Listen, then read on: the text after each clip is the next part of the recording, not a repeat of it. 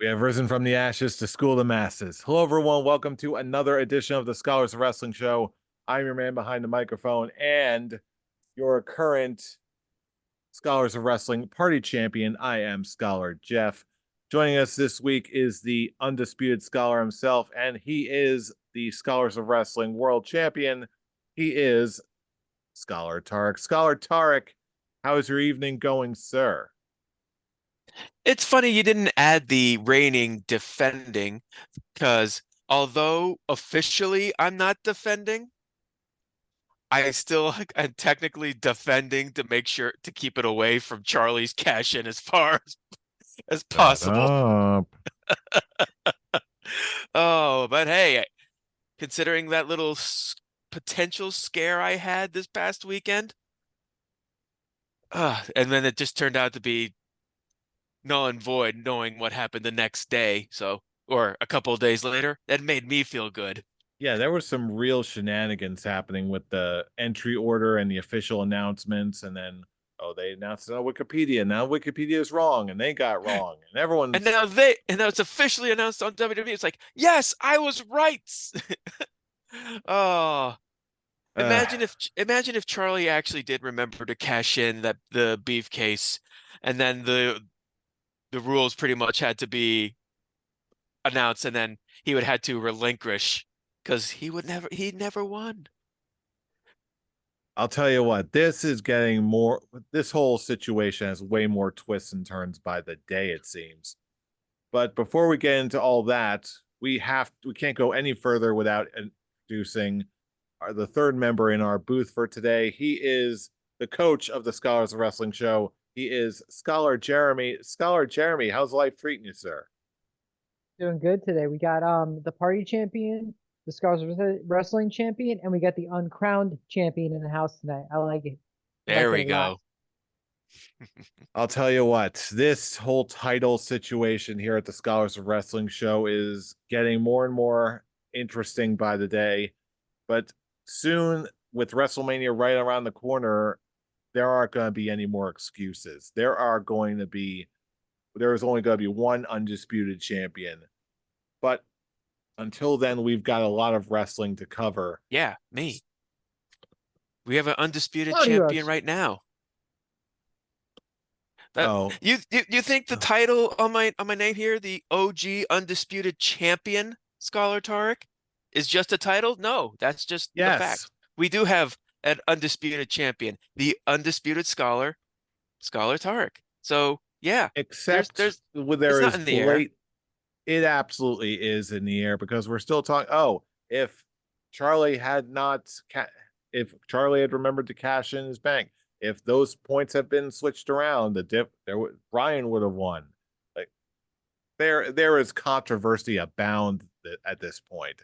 Oh no, Yes, you are the there was champion, but controversy on Saturday because I was following those rules when Drew came out technically first after the pod participants. I'm just going, yes, I got the number. Yes, I'm gonna get the number.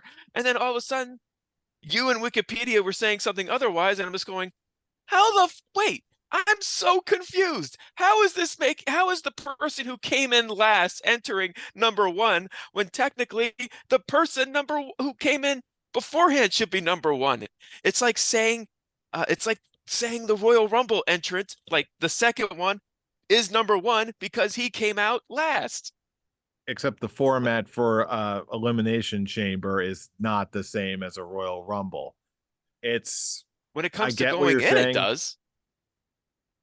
Either way, it still doesn't change the fact there's a whole lot of confusion, but the Doesn't day change the is coming fact that I was soon. right. There is Didn't not going change to the be, fact that I was right. It's still mine. No cashing could have happened because the undisputed scholars continue to reign on top. Even if but Brian there did is get, still much in dispute. even if You that may was the still be the case, champion, but the fact of the matter remains is that this time of year, at this time of day, located entirely within your kitchen, there is still a touch of dispute here and there. I'm not in my Yes, kitchen. but either way, before we get into the big show of the weekend, Sting's final match, it seems, we need to talk about the show that was.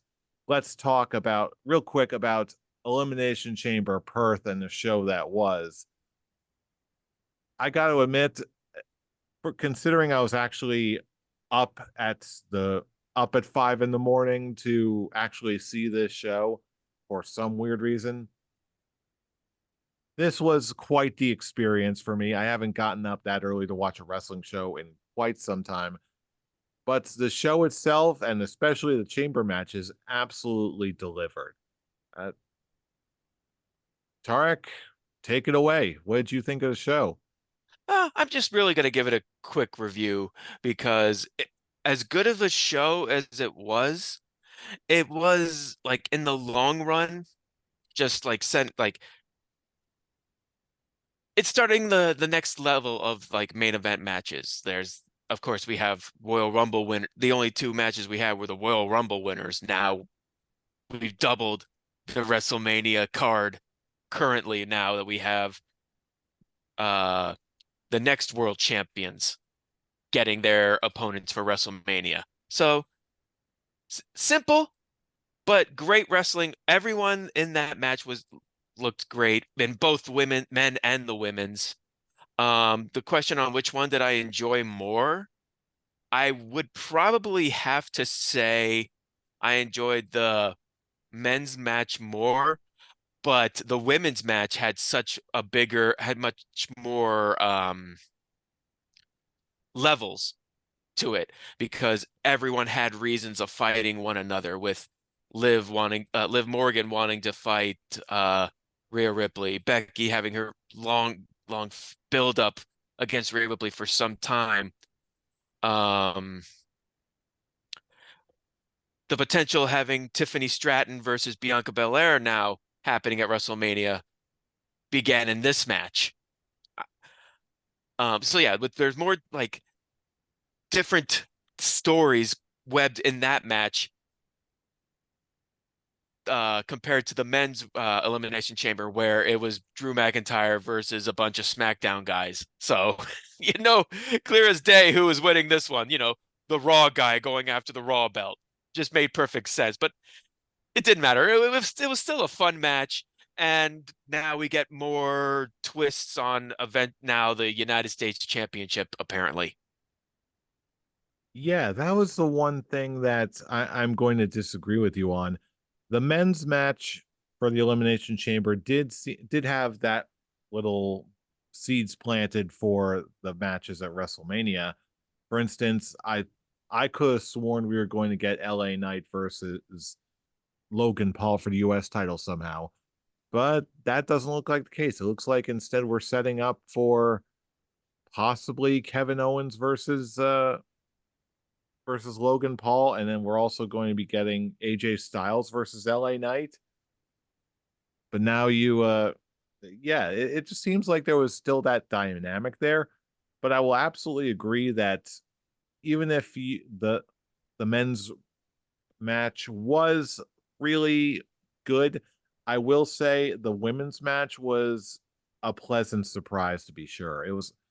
I was expecting it to be good, but I think it was much better than I was expecting, particularly with the performance of Tiffany Stratton, who is absolutely knocking it out of the damn park with every single chance she gets.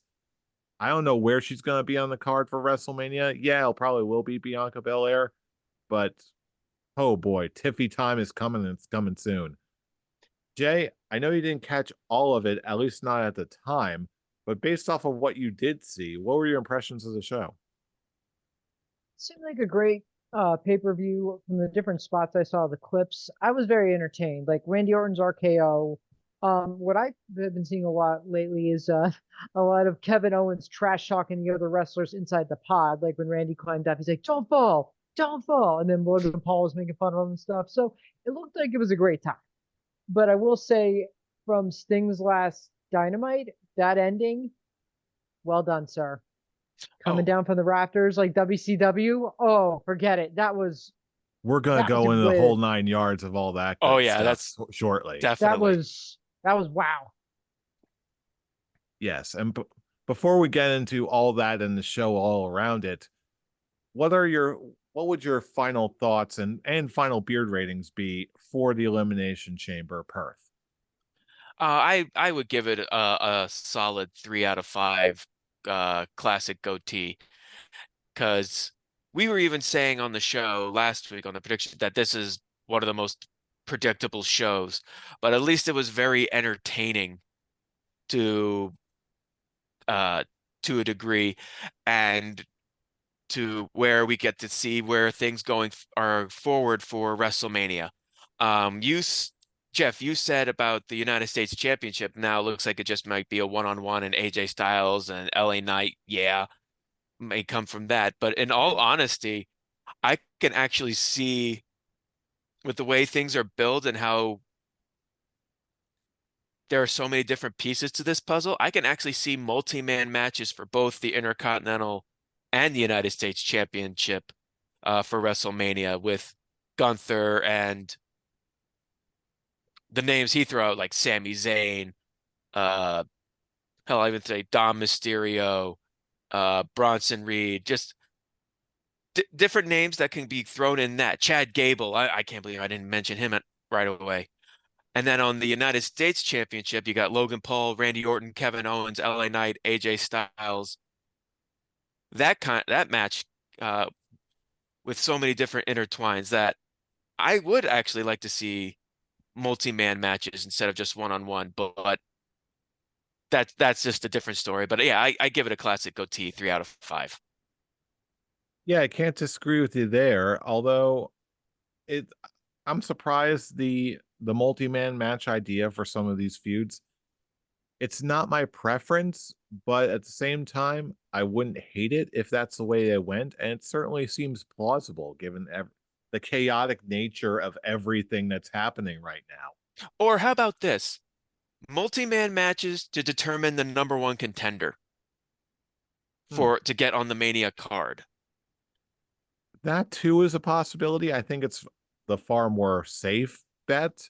Hmm. But after thinking about it and seeing how much talent they've got right now, I mean, the pool is looking pretty full. Hmm. But Very much so. I've got to imagine that if there's not a set place for them on the WrestleMania card, like a Sami Zayn, and for instance, you can stick Sami Zayn wherever you want on the card and it's going to deliver. Same thing with like a Kevin Owens or an LA Knight. Yeah. So many other names. You can put them anywhere and they will deliver a great match for you. But it's just really a matter of, okay, do they have the next several weeks of Monday Night Raws booked? And like if there's not a type of anything for that, I'd say it's a possibility. But just to reiterate, I will agree with you. 3 out of 5 classic goatee for the Elimination Chamber Perth. Uh, the Elimination Chamber matches themselves absolutely delivered, but the other matches were just sort of there, even though that yes, everyone was excited about seeing Rhea Ripley in her home country. That must have been great for the natives, but yeah, the rest of the match was just pretty darn good. Uh, Jay, any closing thoughts on the Elimination Chamber before we move on? Huh? Give Drew the belt. I probably would let Give Drew the belt. Oh yeah, exactly. But absolutely. Not I'll just give it a I'll give it a 3 out of 5 because from what I've seen, I was very entertained from the different matches and spots. So I'll give it a 3. I'll get a 3 out of 5. Awesome. brilliant. And with that, now is what is now we have to talk about the show that's going to be bound to be one of the most historic shows in the history of professional wrestling. We're talking about AEW Revolution 2024, also known as Sting's final match ever. And given the kind of man that Sting is, I'm inclined to believe it this time. But we also have an AEW smorgasbord of matches ahead of the final match itself.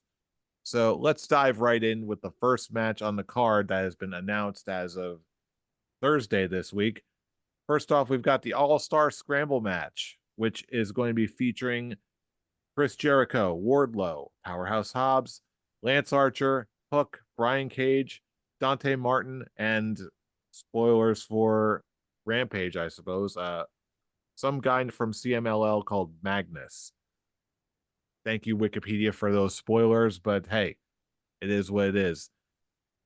With the champ in the house, Tarek, you have the option to defer to the next person in the line or take the first pick for yourself, which would like to do. I'm a greedy champion. I like to take it for myself. All right. All-Star Scramble match. Who do you got? It's very clear. This match was basically made for Wardlow. This is he's the only one that actually makes sense on to road to become a future AEW world champion. So Wardlow all the way. And it looks like this show is going to have a very undisputed theme for my liking.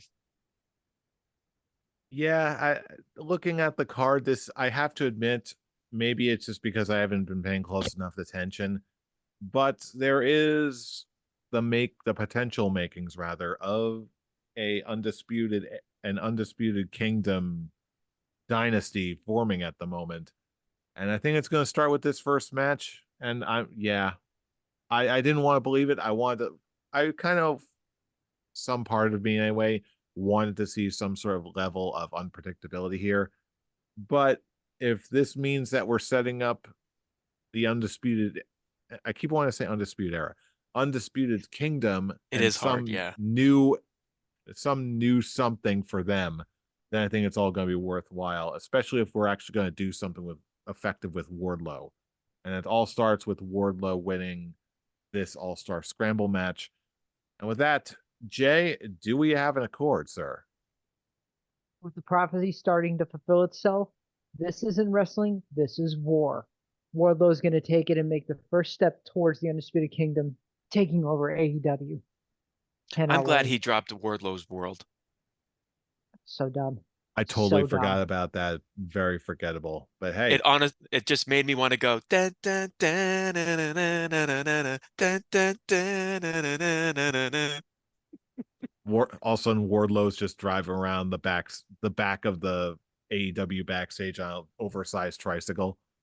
On an oversized big That's wheel. money, Tony Khan. Book it. I want to see Wardlow riding a giant big wheel. They could do it. Gimmick of the year. Book it, Oh, Tony thank God Khan. he's not doing that anymore. Uh, Anymore. never bring it back. Oh, brother. But in any case, that brings us to our next match on the card. It is a tag team match between FTR versus the Blackpool Combat Club. And I'm gonna say it. This is probably one of the matches I'm looking forward to the most. Just like pure balls to the wall, just like brawling. It's wrestling, damn it.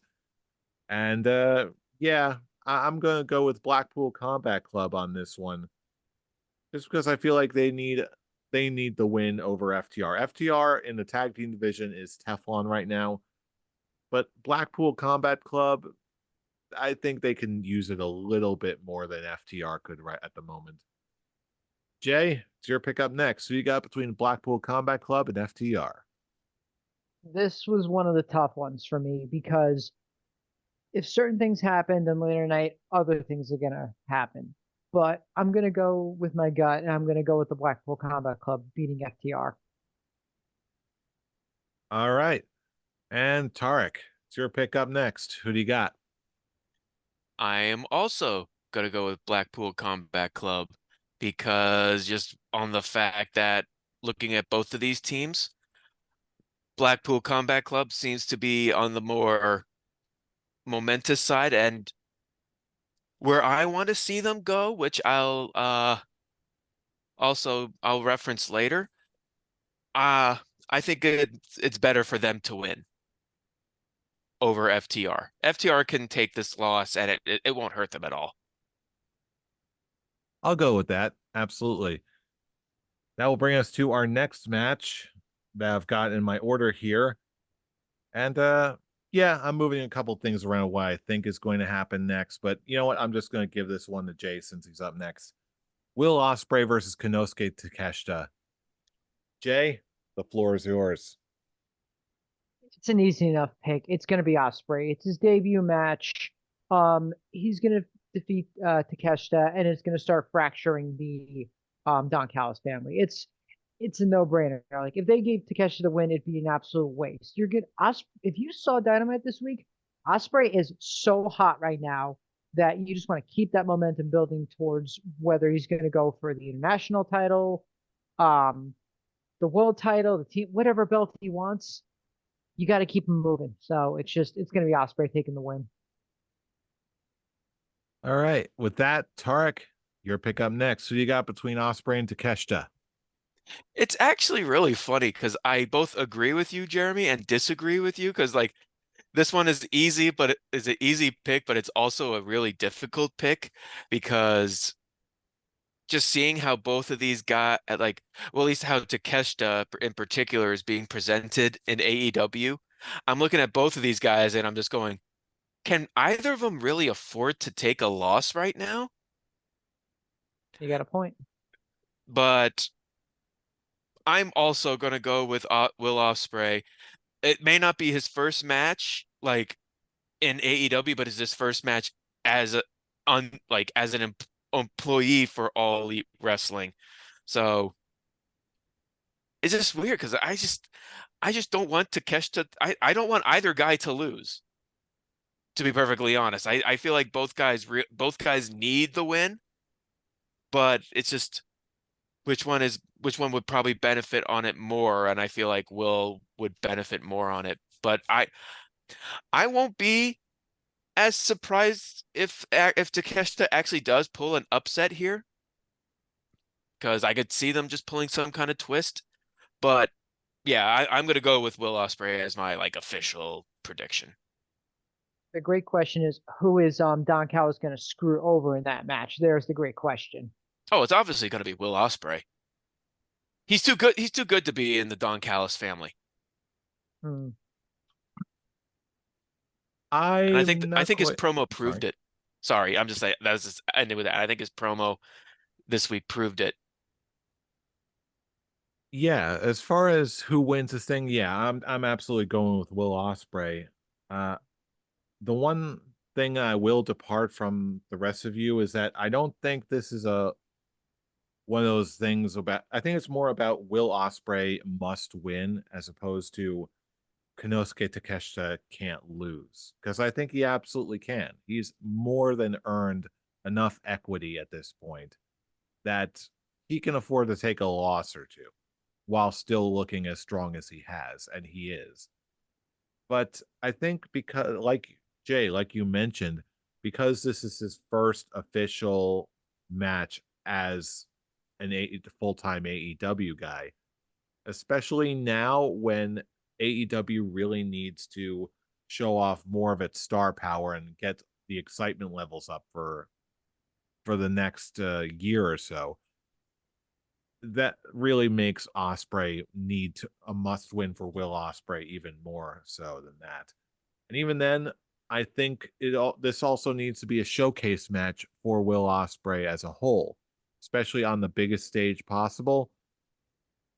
That there needs to be more, as much as you possibly can, to get excited about, including Will Osprey. And if they're making a big deal out of him like they should, they need to show off everything that this guy can do. As far as who does Don Callis screw over, what will Don Callis do, who turns on who, I don't think that really matters quite as much. But I don't think it's going. I think it's going to be a lot cleaner than we think at first glance. I'm going to go that with this is going to be potentially match of the night. If FTR versus Blackpool Combat Club is one of the ones that I'm looking forward to personally, I think this has the highest probability to Takeshita and Osprey to be overall match of the night. I agree. It has the All right. possibility, yeah. All right. Now moving on, we've got the next match. We've got Christian Cage defending the TNT Championship against Daniel Garcia. Tarek, your pick up next. So you got between Christian and Daniel Garcia. Keep the title on Christian Cage. It's inevitable. They're gonna have the him and Adam Copeland rematch. So, and this is just a small peg in that story. So, Christian Cage for the win. Yeah, this I'm is a more relatively easy pick. I'm more interested in what's going to happen with Kill Switch. Yeah, there's a lot of things that are still burning that also going to go with Christian for the win. I am not convinced that Kill Switch is going to turn back into Luchasaurus, at least not just yet. I think it's just setting it up to be a damn good match. And I don't think any turns or any finality to any of this is going to happen until we get the rubber match with Adam Copeland. But yeah, for the time being, this is just going to be another match in the card. Jay, which one are you going on this one? I don't really see this as just another match on the card because they've been really building Daniel Garcia. Like they've been like pushing him. They could have like I will after say that Jericho Daniel Garcia's stock has risen considerably since then. Hmm. with him and Matt Menard by his side. It's just been such good chemistry with Menard on commentary, backing up Daniel Garcia during the matches, and then stepping in. They've been doing some great storytelling with his stock, like building him up in AEW.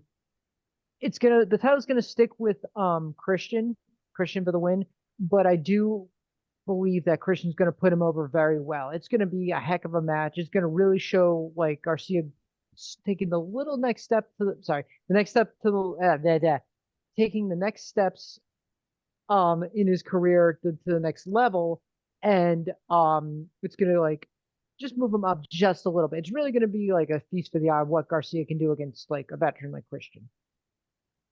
Absolutely. I don't like not in the same as Will Ospreay, but I feel like I've been one thing that's been really pleasantly surprising for me is just how Daniel Garcia has turned into has progressed from just like straight up technical wrestling guru to dancing fool who can also whoop your ass. This now he's really doing a lot more to impress me, and I think we're going to see some really great stuff from him tonight. Now is the next match on the card, and we've got on my list here for the Continental Crown, we've got Eddie Kingston defending his championship against Bryan Danielson. And I've got to say, even though I'm getting the sign that says my internet connection is unstable, You're still this here. is okay. Can you hear Yeah, me okay? yeah, you're Yep. good. Brilliant, because you're gonna want to hear what I say in this next moment. As far as Eddie Kingston versus Bryan Danielson, I think this honestly might be one of the harder matches to predict on the card. And I'm saying that as a fan of both guys. Like, if anyone can take the title off of Eddie, I think that Bryan Danielson reasonably could, and in any other case would stand a very strong chance and probably would take it. But if there wasn't that added stipulation of if Eddie wins, then Bryan Danielson has to shake his hand. I almost wish they didn't do that, so it gave it away and just kept a little bit of the drama. But hey, it's wrestling, baby. What you gonna do? And yeah, I'm gonna go with my boy Eddie Kingston for the win, even though I want to see as many matches with these two together as possible. These guys are great. Jay, it's your pick up next. Who do you got between Eddie and Bryan? It's like I said before, if the Blackpool Combat Club are going to win, then Eddie Kingston's going to win this match. I don't think it's going to be a Blackpool Combat Club night. They've done a great job with this build up. Like the Jun Akiyama thing was amazing. Brian Danielson disrespecting him and Eddie coming in the ring. It was just I love it how like they built so much. They've done such good storytelling with how much Eddie and Brian Danielson absolutely hate each other, from the Anarchy in the Arena situation to like them teaming up to take on the Jericho Appreciation Society, and then now it's just like okay, now it's coming to a head where okay, Eddie has 3 titles. Brian Danielson cannot win the big one. Oh shit, that actually makes me think now. Who That's all. That was awesome. See? Just seeing the emotion just drop. Oh wow, this is making me think different now. That was great. Oh, See, not that's not so easy anymore now, is it? that's fair point, Jeff. Both of you are fair. Oh, ooh, do yeah, that actually is a really good point. I just made it. Brian Danielson hasn't won anything, and this could be like him being the like biggest egotistical person in AEW to take all three belts off Eddie. Ooh. I'm gonna stick with my gut. I'm gonna stick with Eddie, but if this bites me in the ass, at least we got the moment filmed. I'll take that. But ooh, I'm gonna stick with Eddie. And with that, Tarek, Hmm. the floor is yours. Say your piece. Funny, like that's actually something I want to happen. I want to see happen. I want to see Danielson win. I want him to win a title since this is his last run. Like at least full time. I don't know if it's for good, but I know it's at least for full time. Yeah, this is Um, going to be his last run as a full-time professional wrestler. But you know as well that he's just going to take less bookings. He's still going to be mhm. wrestling. Yeah. Um, I know the whole storyline is about Danielson respecting Eddie Kingston, but in all honesty, I honestly don't care. Of I course you don't. honestly it's on it. Like I even will say it for an Eddie's sake. That title means nothing. I want that title has little to no relevancy. It's just there to like just be like, okay, he has a belt. You happy fans? You happy fans? He has a belt. Yes. I Yes, just we are. yeah, but it's That alone, I'm not going to say it doesn't mean anything. It might not. it It, really it does have value. does it though. Yes, it does. Well, they have a shit way of showing it, really. Because I sure as hell don't feel anything for that title. In my honest, and It's as just I get hinted also to earlier, be fair, it's just also getting started here. Yeah, it's in a weird spot. I'll grant you that, but I think it's a little hyperbolic to say it's got no value whatsoever. Its legacy is still being built up as we speak. It is a very divisive belt because some people absolutely hated the Continental Classic, like wasting so much time oh, on during the fall. I But love the look, Continental Classic. I love the Continental Classic. I just hated that it's just for a bet. It was just for a belt. and they're going to do It's it just again adding next a. year. Uh, I already had my piece on that. Even that said, I'm now it's at that point where it's like I've been very slowly warming up on Eddie. I just feel like now my anger is just from how fans praise him more than anything. But I just feel like if anything, this feud should if this storyline now with like Eddie Kingston and FTR and the Blackpool Combat Club, this should have been for the trios titles more than anything. What if that's next? And that's how I hinted at earlier. I want Danielson to lose this one because I want Blackpool Combat Club to actually go for the trios titles. Because Jesus Christ, those titles are worthless on the Acclaimed and Billy Gunn. And even if they're trying to merge the trios title with the Ring of Honor one, with what they're Kurt doing Russell. with this whole Bang Bang Scissor Gang, which I'm not a fan of at all. I feel like Jay White should be doing better. Um,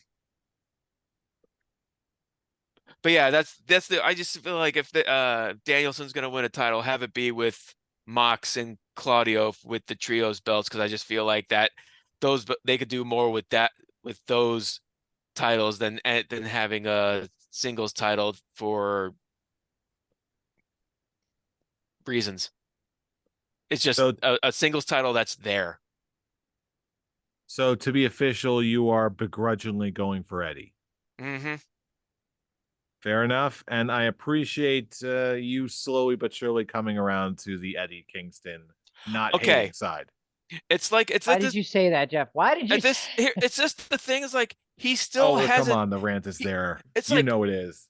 okay, it's like I also make it clear the hatred I felt on him is mainly just from in my opinion, the like overpraise he's gotten, and it's just that thing with I just Right. don't see it.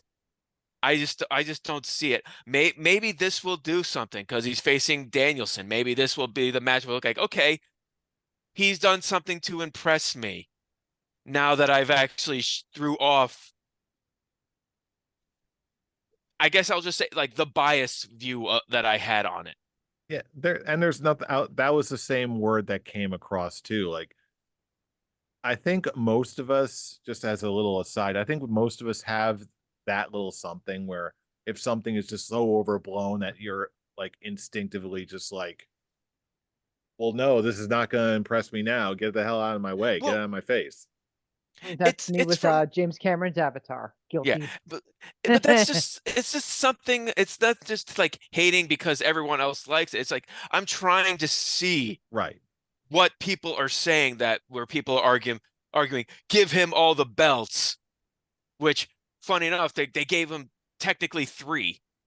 So Yeah, I never pay any attention to so like anyone who's that just like so giving like them that all the kind of belts. praise, I'm No. just like, well, I want to see what everyone else is seeing on that, but I'm looking at him and it's just he's not impressing me to the point where I'm just thinking, and he's yay, I'm so happy to see him. He's not getting that. I was like, well, and I know I'm in the minority on that because there are a lot of people give him praises, and I'm just like, well, I want to like, what am I missing? What am I not seeing?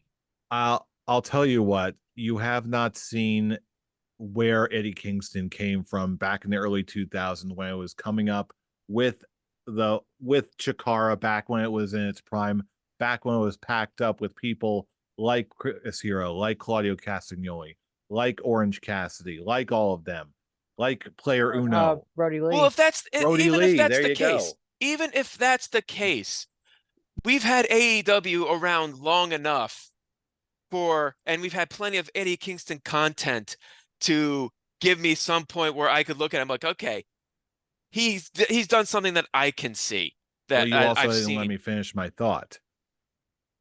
Well, I was Okay. going where I was going with that in particular was everyone else who knows the name Eddie Kingston and has for years is going in naturally with that sort of history in the back of their mind, with that kind of mindset where they've seen the full spectrum of what they can do. And more importantly, in this particular case, what Eddie Kingston was all about in his prime. Yeah, now he's a little bit more beat up, worn down, older, whatever. Plus, you have to factor in the fact that when Eddie Kingston of all people, often considered to be one of the last few people from Chikara, the last few Chikara alumni to really get any attention at all from a major televised wrestling product in the United States. Yes, there was a lot of excitement. Yeah, there was a lot of overreaction, just like hyperbolic, like, oh, give them all titles, world title, blah blah blah. I will agree with you that there was a lot of hype, and yes, even just like some people taking it way too far. But for the rest of it, yeah, it's going to take some time to really start seeing what we all saw throughout the years. And if you're especially if all you're hearing right out of the gate initially is just Eddie Kingston's the sleeper agent, diamond in the rough, greatest thing ever, like when the expectations are that high, man, nothing is going to impress you. If anything, and that's the same thing for anybody. Nobody can do that for anybody if the expectations are that high. I think most of us have something like that, whether in wrestling or not. Like you said, James Cameron's Avatar. I had the same reaction to that. I've had a lot more with like musical acts. Like if you just like overhype someone to the moon saying like, oh, they're the best ever, king or queen or whatever, like, dude, calm down, let the art speak for itself. And it'll normally take me years to catch up on somebody after that, and I think it's going to take some time for you to do that in the case of Eddie Kingston, which again, I totally understand. I'm not going to say you're wrong because you aren't wrong. But No, you're not at all. No. I'm just at the end of the day, I think if you're looking for something that will just like really turn you around instantly and be like, okay, now I'm a believer in Eddie Kingston, maybe you'll see something here, maybe not, but I have my doubts. Instead, just like, if anything, I would just say, just like try and go in with an open mind as possible. And just, if you're looking for something a little bit different with one of the greatest wrestlers in the world confirmed in Bryan Danielson, I think you're going to enjoy yourself here. I hope so. In this case, he's not Danielson's respect isn't the only thing he's trying to earn. I was just gonna say real quick, Tark. I've watched Eddie for a number of years, and then when he came in AEW, absolutely hated him. I was like, what did they do to him? What did he do to my guy? Who the what did they made him like everybody said, they made him into a bum when he first started. But then he started showing me his work ethic again and what he can do, the losses, the wins, and then literally he regrew on me. That's why. Mm. You can ask my wife. I absolutely thought he was worthless when he came in. I'm sorry. His match versus Moxley with that fucking green outfit, that was Eddie, what were you thinking with that outfit? White and green, that does not look good on you. And I'm like, what the fuck, dude? I'm like, come on, what are you doing? And then he finally started getting back to that old school New York style of just smash mouth, hit you hard, trash talk you, and then he just started regrowing on me. And what can I say? I understand where you're coming from with the 3 titles. Okay, they gave him 3 belts. He's so overblown. Oh, Eddie, he's got 3 belts. But shut the fuck up. He worked his ass off for those belts. When he drops them, it happens. But still, when he comes out, I'm going to cheer for him because I feel he's a good worker in the end. That's just how I see him. But I completely respect where you're coming. Hmm. Hopefully, I get it. I hopefully get I'll get to that. it. Hopefully, I'll get to that point where I'm just like, okay, now he's now earned that place, but I don't like, he's not making that point where with someone like uh Gunther, Walter. When I watched his recent stuff, it made me want, and I watched his stuff when he was NXT UK champion. I didn't watch it live. I mean, fucking nobody watched NXT UK live. Um, At 3 o'clock in the morning. yeah. Um, but I did watch his matches like when it's just full matches on YouTube, and it just made me want to go more and look back on his stuff, his old stuff back, like independent stuff. Yeah, Eddie just isn't doing that for me. He's not making me want to be like, okay, I'm not want like now I want to follow his entire career, that type of ordeal. And I guess I'll just never have that whole like that have that history that you guys share with watching him. But There's definitely That's that fair. aspect. You got a There's lot of good definitely points, that man. That's fair. aspect. There's definitely that aspect of like you had to be there at the time, like. hmm But I will say, if that to you, Jay, real quick, if the whole outfit you wore in that one match was bad, just try to look up back at some old match footage from Chikara when it was wearing the from the. Does anyone remember that look from the early 2000s where it seemed like half the people there were wearing like oversized pleather pants? Oh my goodness. I remember that. There Dear was a God. while where he was there was Oh, one match I saw where he was wearing like oversized pleather pants with this like except they were like way bigger than they needed to be, and you were like he had like the Puerto Rican flag on them. It was like I, I, it was oh, not his those, best work. there's, you look up those Target. You can have some laughs on some of those oh outfits. Oh my God. oh good There's Lord, some bad ones. that's scare I'm scared now. Brody Lee actually wore like the pleather pants in the early 2000s when I forget what his original persona was, but he was like not too hot, but he was like he was like hot stuff Brody Lee or something. But you should Hot see Wow, some of that's a stuff. those outfits. that's it. I only knew him as just like Big Rig Brody Lee. I never that is a deep cut What right there. when he Whew. first started out, he had another name, but I saw him wearing like the bucket hat and coming out with like the sparkly jacket, and I'm like, Jesus Christ, what what happened? Gotta love the early 2000s. That's what Oh, happened. damn straight, man, damn Oh straight. Jesus. Anyway, I think we were talking about a pay-per-view, but we had a good conversation. What's a So, pay-per-view? I'm only yeah, into indie-rific stuff from the early 2000s at this rate. damn straight, yeah. But in all seriousness, moving on to the next match on the card somehow, Yeah. we've got the AEW Women's Championship on the line. Tony Storm defending against Deanna Perrazzo. Jay, it's your pick up next. Which one you got? Ah, man. I know I've said for a lot of times, it's like, okay, bring new wrestler, bring new women's wrestler, and give it a title. Fuck it, I'm just gonna change it. Give it to Tony Storm. She's gonna retain. If Deanna wins, I'm gonna eat my hat. Whatever. And Tarek, your pick up next. Who do you got? The money match they're waiting for is Tony Storm versus Mercedes Moné. Tony Storm wins. There you go. The, Short, sweet, short, and to the point. yeah. I mean, what Not more else can really be said? I not like quite this. I into do this like the match. I like the story. I mean, I like that there actually is history. It's not just a thrown together match, but when you think about it in the long run, all you got to do is just think, what's the money match? And Tony Storm's gimmick is just thriving right now, A- and that's the money match, her versus Mercedes Moné. It is abs- Moné. it is, and really, the Mercedes debut is right around the corner if the heavily dropped hints are to be believed. But yeah, this Almost one, especially after our discussion on the last match, this one's fairly obvious. I'm going to also go with Tony Storm to retain. Yet another consensus we got. That'll bring us to our next match. We've got Orange Cassidy defending the International Championship against Roderick Strong. Tarek, your pick up first. Who do you got? Roderick Strong needs to win. Not that he has to win, he needs to win. This is coming from me, Jeff. This is coming from me. You know what I'm talking about. With Undisputed Kingdom, ever since their debut at the show, at the Dynamite we went to, they have gotten ice cold. The only warm thing that Undisputed Kingdom has right now is most likely Wardlow. And he's pretty much sort of like distanced himself more recently. The rest of Undisputed Kingdom needs a good spark too. And in order for that to happen, they have to win the international championship. Roderick Strong for the win.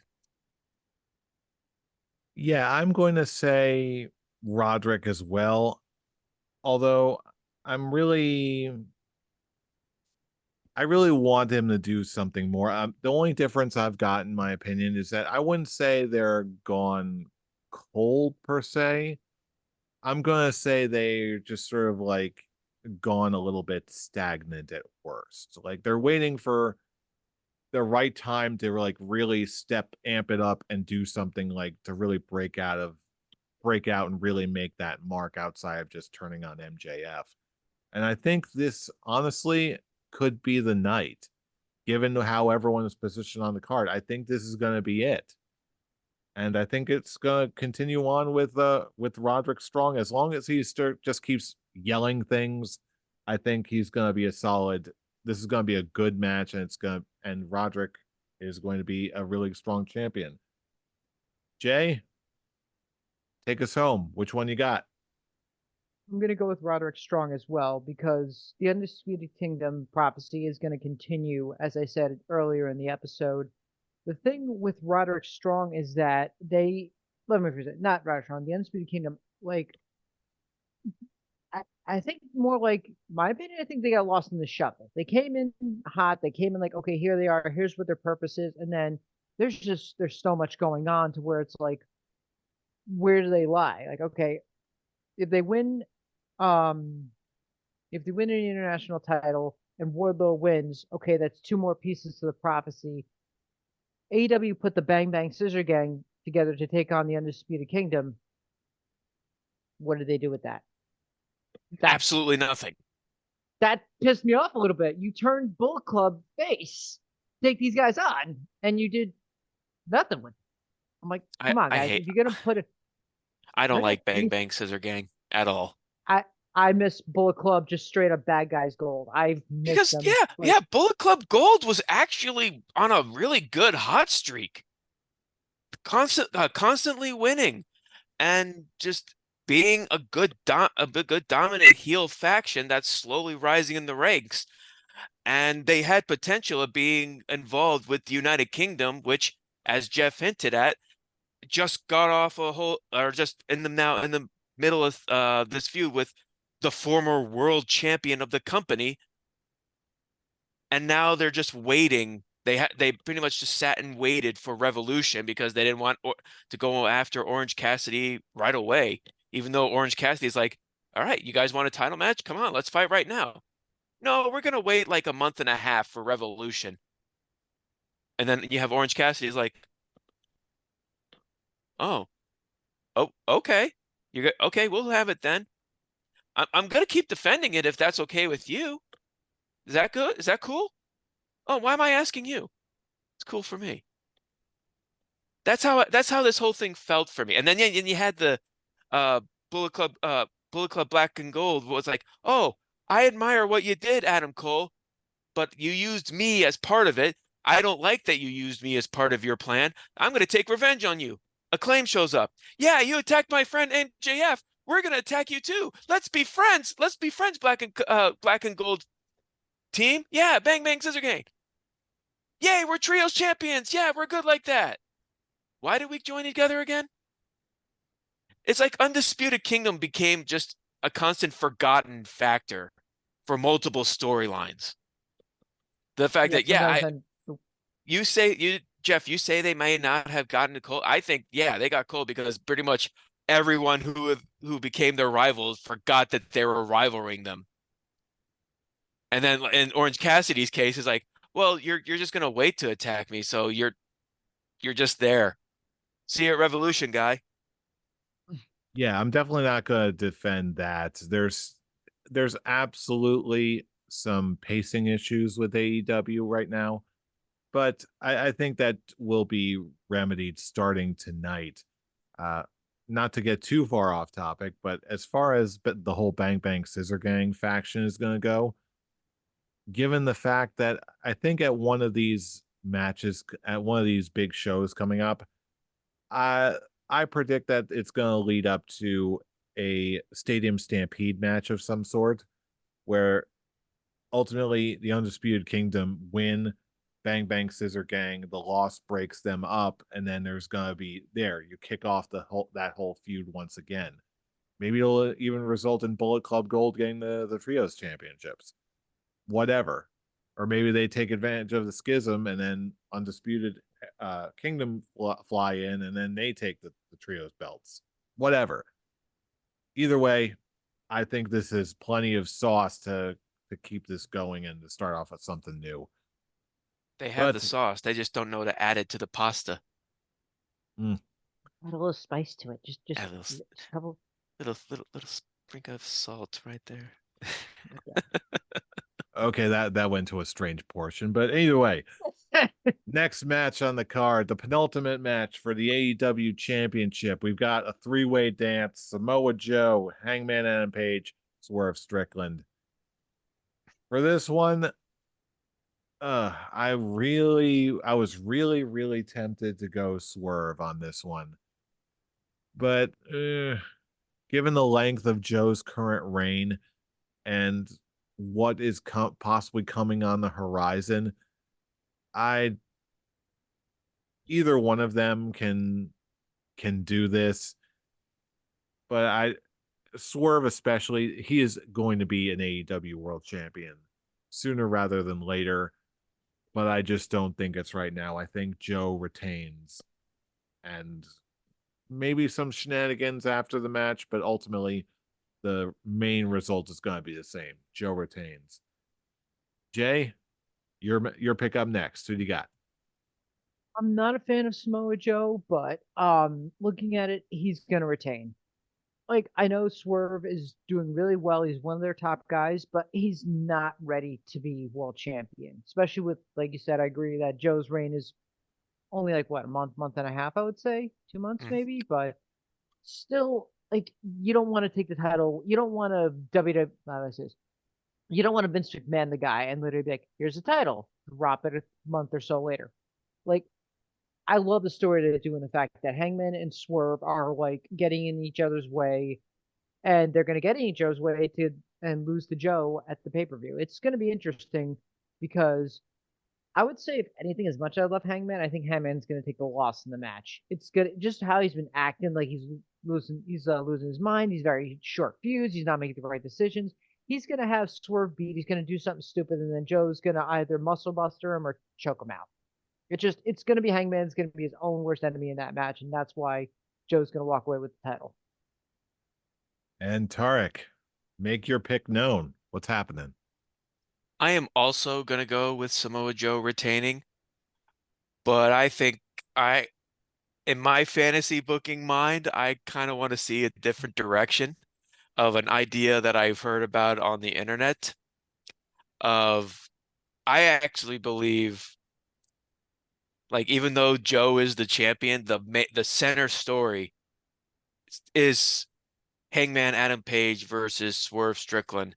And if this was main eventing this show, it probably would have been a harder decision for me. I probably would have picked Swerve to close the show. But yeah, I don't think, yeah, it's not happening now. We all know what's closing this show. And how I think Swerve is going to eventually win the title is through Adam Page being a heel champion after joining up with Matthew and Nicholas to be an all elite heel faction, corporate all elite heel faction. I want Adam Page to be a part of that with Matthew and Nicholas.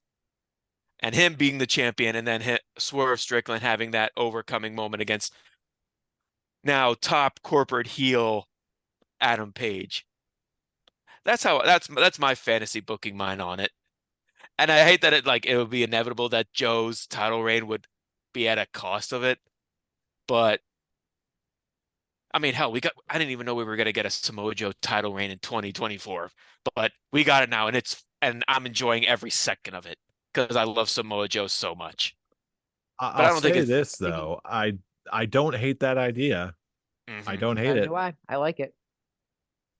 Because you But could build off that, and you could have Kenny come back whenever he's healthy and be like, what the hell happened? what's going on. Yeah. hey, what I miss? And get another Kenny Omega versus Adam Page. That would be another fun one. I'm down with With that. the roles I'd love to reversed, see. with Page as the heel and Omega as the face. Yeah, I dig Now it. you're talking. Now we're on the same page, Dark. Now I like it. I dig it. I'm down with it.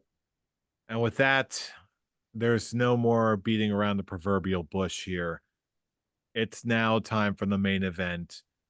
Sting's final match. Him and Darby Allin defending the AEW tag team titles against the Young Bucks, Matthew and Nicholas Jackson. Jay, it's your final pick of the evening, and this is the big one. Which way you going? I really didn't want to get this match. Had to be first on this one. I I've been thinking about this match for a while, and it's tough. And the one thing that bothers me in the world of wrestling is whenever the legends do their final match, they always lose. Shawn Michaels did it. Ric Flair did it.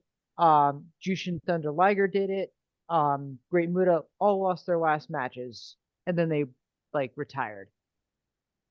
I'm gonna go with the fact that I believe if you have Sting lose, it's gonna, in my opinion, I think it's gonna really take a shit on Darby Allin because they just won the tag team titles. I don't think they should take it away from them just immediately. It's Darby's first tag team goal. So I'm gonna really go with the fact that, to quote Brian, Sting don't lose. Sting's gonna win. Him and Darby are gonna win. He's gonna retain the titles, and then he's gonna vacate the title, and Darby's gonna get to choose a new partner. I just figure go out on a high note.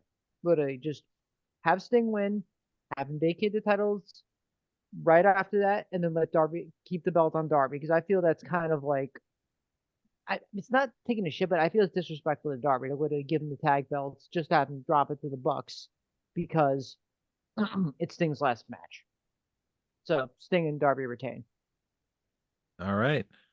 Tarek, it's your final pick. Which way you going on this one? I'm gonna be a total dickhead in saying this, but fuck Darby. Ooh, that's fighting. Fuck But- you then. No, no, I like Darby. I like I Darby. know. You're a dick. But but I'm just going that because I'm picking Young Bucks to win. Uh, I knew it. but it's but it I'm mainly just doing it for my fantasy booking sense. Like just having the corporate heel AEW faction having all the gold, the tag team championship and the world championship. And the only way that could have that actually happen is if the Young Bucks win. But it's that traditional sense. Yeah, Sting don't lose, but having his final match, him taking the pin, I actually think that is just very poetic for his AEW career. His final match is going on his back, putting over uh even though they really don't need to put over, but for their heel characters, it kind of fits well with them just being complete douchebag heels, just rubbing it. It's basically the more successful version of what they were doing with Baron Corbin and Kurt Angle for Mania 35. Hmm. Except it's the person that the wrestler who's retiring chose, and it's a match that it's like, well, we don't want him to win. Like we're not okay with Baron Corbin beating Kurt Angle in his final match. But in this case, I'm fine with it. It works. It would work wonders for the Bucks in the long run, especially for this new heel team, and for Darby's sake, there's nothing that man can do now that like he could just keep taking losses, and it's not going to change the way fans feel about him because he's still his matches are still going to be one of those big highlights that are just like, Jesus, is this anything this man won't do that possibly could end up paralyzing / killing him? The answer, of course, is no. Yes. And I will say, I do totally agree with you. Yeah, Darby and for the AEW fan base is pretty much Teflon. Yeah, the writing's all on the wall. The Young Bucks are could absolutely benefit, and Sting being the good natured traditionalist that he is, it's tradition. Go on your back and help the other people go and benefit from the career that you've built. Pass the buck as it's been passed to you, pun fully intended. However, looking at the company that we're in, the sentiment that's there, and the entire tone of celebrating such one of the biggest names to ever do it finally retiring on his terms. In this case, because traditional wrestling logic does dictate that, okay, you bow out gracefully and you go out on your back, put over the new guy. But really, there's too many X factors and there's too much Sting love, unique love and appreciation for Sting in this particular night that honestly I'm gonna agree with Jay ultimately in the result. That's my boy. I'm gonna go with Sting and Darby to retain the belts, at least for this one night. And outside of that result, a lot of other things could happen. There could be a Young Bucks and Hangman run in, beat down on Sting or whatever. But you could also have Ric Flair come out and just throw some punches, or I any don't other want Flair to come allies of out. Sting, something like that. The point being Flair is would be in the audience. there's other I'm ways just to go about it, maintaining the status quo or doing something with that while also retaining that sort of celebratory energy for Sting at the end of the night. But ultimately, for the result, I'm going to put my money on the unsure thing in this case. I'm going to have to go. I will be going with Sting and Darby to retain. Okay, interesting. now I have a couple of scholars quick talk for you two gentlemen since you picked Sting and Darby Yes. with the now the possibility of him choosing his a new tag partner. Who would you want to pick? Who would you want to be his tag partner? Ooh, that's a Hmm. good question, actually. That is a very good question. I honestly don't have an answer for that, at least not a well thought out one. What I can see happening more is there being one of two things. Either Darby or Tony Khan or somebody starts just vacates the titles and does like another tag title tournament to crown the new champions, or the Young Bucks are going to use their EVP heel powers and just be like, "Oh, you vacated the titles? Well, guess what? We're the first in line. We're the number one ranked contender, so we're the champions by default because we make the rules and that's what we do." Neither result particularly results in Darby getting a new tag partner. It's possible, but I don't think it's the most obvious one. And frankly, at this point in the rate where things are going, I don't think it's going to be the most interesting to happen either. So I'm going to say no one. I'm in the same. I would have to literally think about who could be his partner because I'm running names in my head right now, and I just can't give you an answer on that because it's the problem It is a tough one. Darby, Yeah. yeah, because Darby has friends, but not enough like face friends to where he'd be like, hey, let's tag together. If Punk was still on good terms and played nice with AEW, I'd say pair him up with Darby because they seem to get along pretty well. But outside of that, I don't really see anyone who really meshes well, at least with an on-screen character that would really click with Darby right now. If I was gonna go out on a limb like right off the cuff, I would probably either say Orange Cassidy or Danhausen. Why did I? Just I off was the thinking cuff. Danhausen too. That was a weird one. When I was like, do I really want to see them as tag champions? For some reason, I'm like, Danhausen will make all the money now with Mr. Darby Allin.